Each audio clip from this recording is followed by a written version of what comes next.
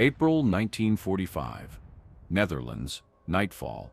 A single figure moves through a city already marked for destruction.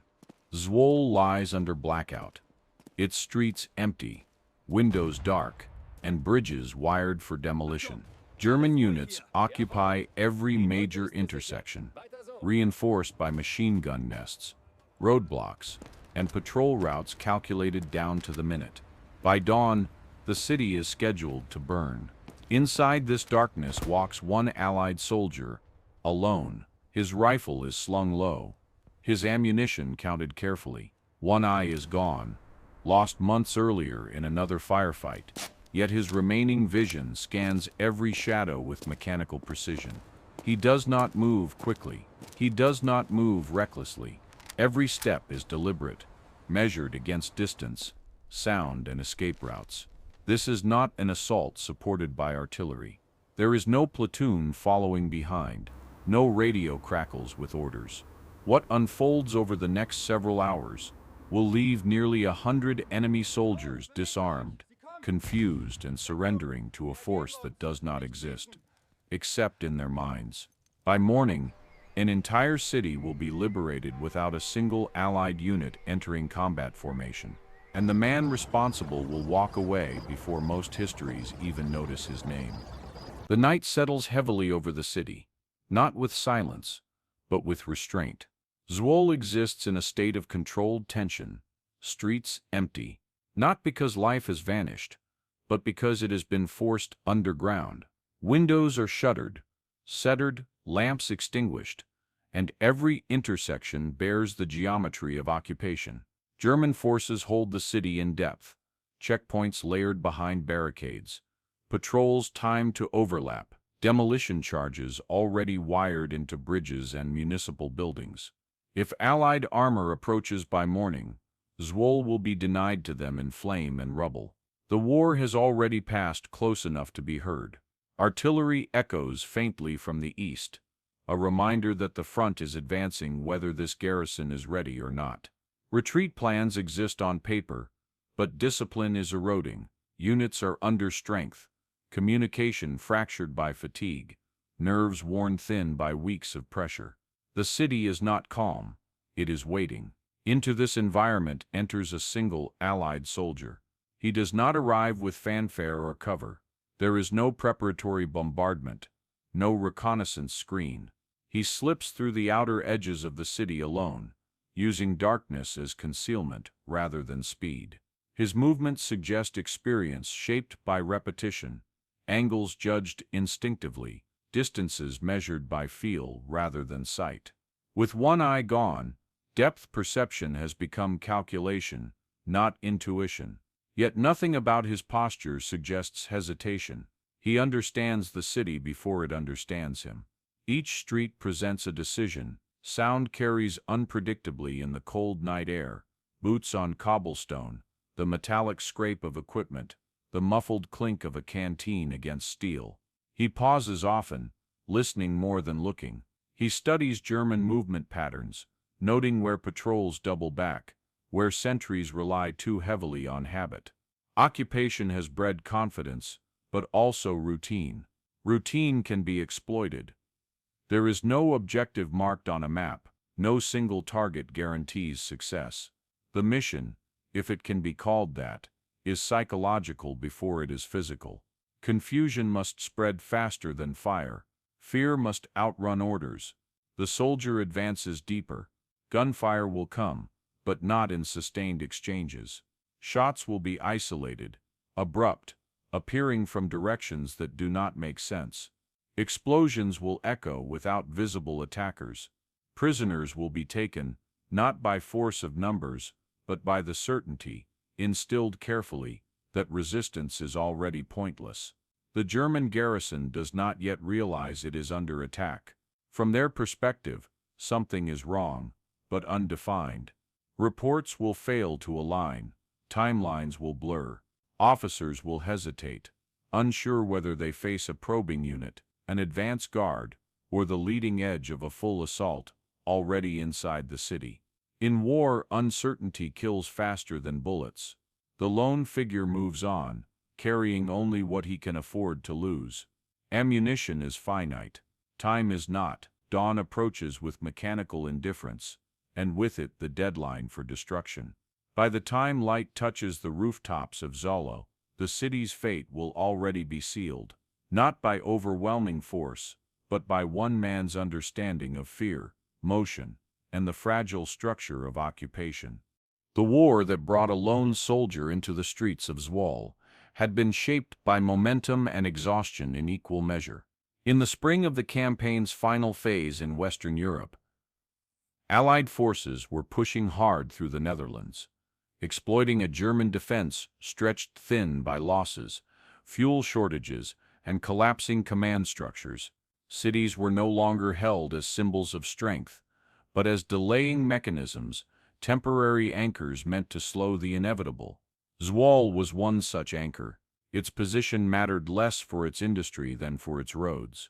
The city controlled key routes linking the northern Netherlands to the interior, corridors vital for retreating formations and for Allied logistics alike. German orders were explicit: hold if possible, destroy if necessary.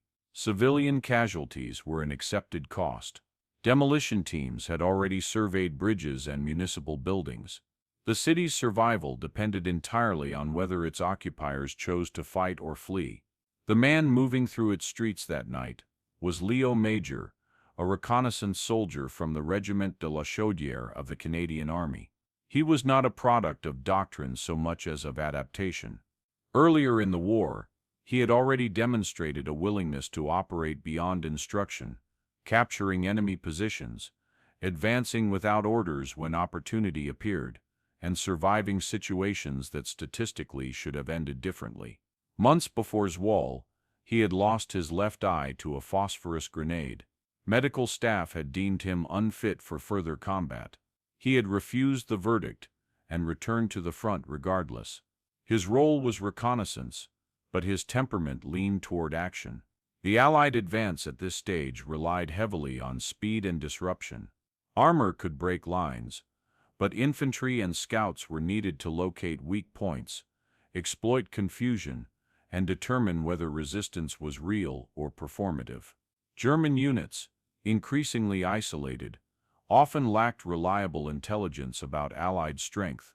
A sudden burst of aggression, if timed correctly, could collapse an entire position without a conventional fight. Major understood this intuitively.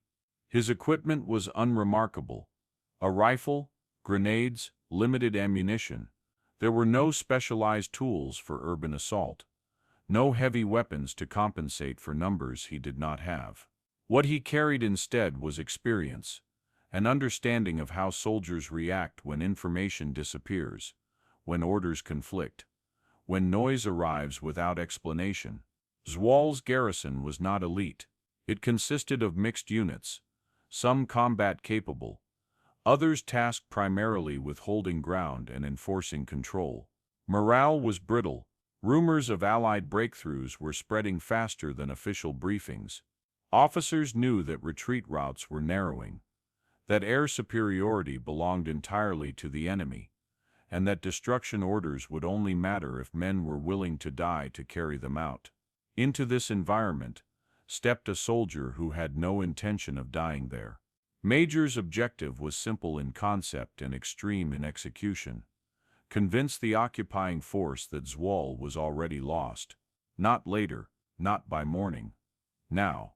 If the illusion held long enough, the Germans would withdraw on their own initiative, abandoning demolition plans in the process. Everything that followed would depend on precision: how fear spreads, how uncertainty multiplies, and how quickly discipline dissolves once the idea of encirclement takes hold. The night was not chosen at random. Darkness compresses perception, it magnifies sound, distorts distance, and strips context from events. In such conditions, a single man can become something much larger if he moves correctly. Major was counting on that. The first shot breaks the night without warning. It is not followed by a barrage, not reinforced by movement or shouted orders. It exists alone. Sharp, precise, and then gone. Somewhere along the edge of a German patrol route, a sentry collapses before understanding what has found him. The sound echoes briefly between buildings and dissolves into silence, leaving behind a problem no one can immediately define. Within minutes, another sound answers it. An explosion, controlled, deliberate. A grenade detonates near a roadblock, not to destroy it entirely, but to announce presence. Debris scatters across stone and steel. Alarms ring out. Boots scramble. From the German perspective, the sequence makes no sense. The distance between the gunshot and the blast suggests multiple attackers. The timing suggests coordination. No one sees them. Major does not wait. He moves as soon as attention shifts, crossing streets while eyes are turned elsewhere. His path is irregular by design, never linear, never predictable. He fires again from a different angle, then vanishes before return fire can stabilize. German units respond by escalating force, exactly as he expects. Machine guns open up on empty streets. Orders are shouted into darkness that refuses to answer back. More explosions follow, spaced carefully. Each one suggests another unit arriving, another axis of attack opening inside the city. Grenades detonate near command posts, near vehicles, near intersections that were supposed to be secure. The intent is not destruction, but dislocation. Communication fractures almost immediately. Runners are sent, but they arrive with fragments instead of clarity. Reports of enemy soldiers everywhere and nowhere at once. Major begins taking prisoners, not in groups, one at a time. Isolated soldiers cut off by confusion, weapons lowered by uncertainty rather than force.